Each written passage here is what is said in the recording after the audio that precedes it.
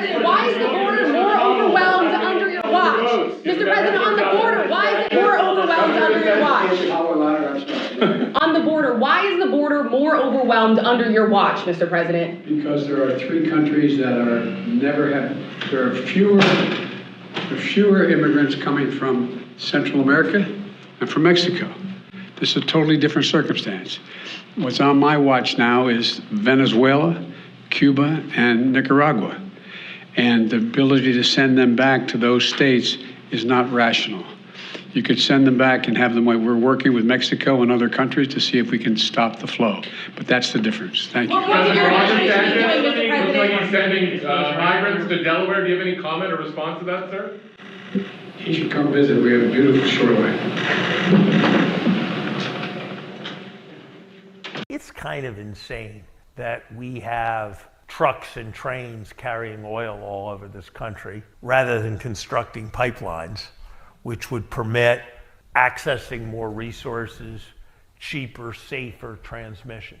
So we invested an additional $12 billion into community banks because we know community banks are in the community and understand the needs and desires of that community as well as the talent and capacity of community. The market seems to be suggesting a recession is in the offing. We heard from Federal Express last week suggesting a global recession is already here. What's the White House's reaction when they hear major multinational company like FedEx say recession is upon us? So we get up every day making sure that doing what we can do to make sure this economy works for families all across these United States. But here's the thing.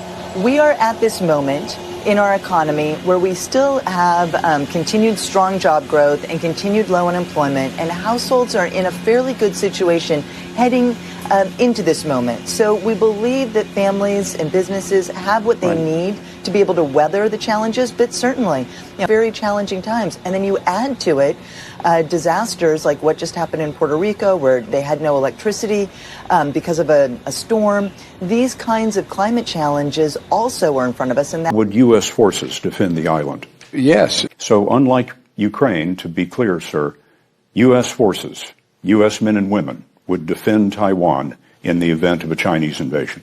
Yeah. Can you walk us through how the president's explicit commitment to U.S. defense of Taiwan in the event of an attack by China is not a policy shift from what the U.S. has long held when it comes to Taiwan?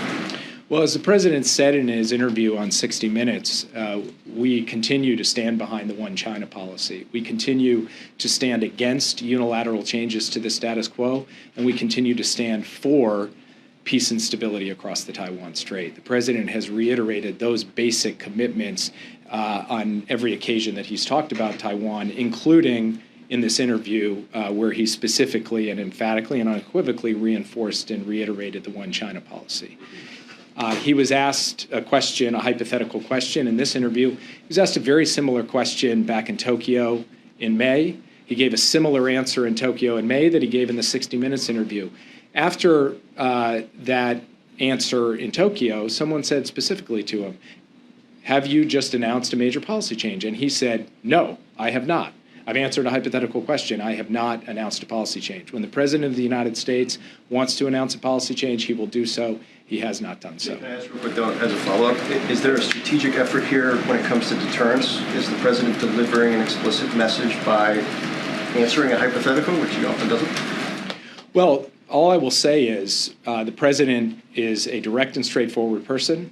He answered a hypothetical. He's answered it before in a similar way, and he has also been clear that he has not changed U.S. policy towards Taiwan. He stands behind the historic U.S. policy towards Taiwan that has existed through Democratic and Republican administrations and has helped keep peace and stability across the Taiwan Strait for decades.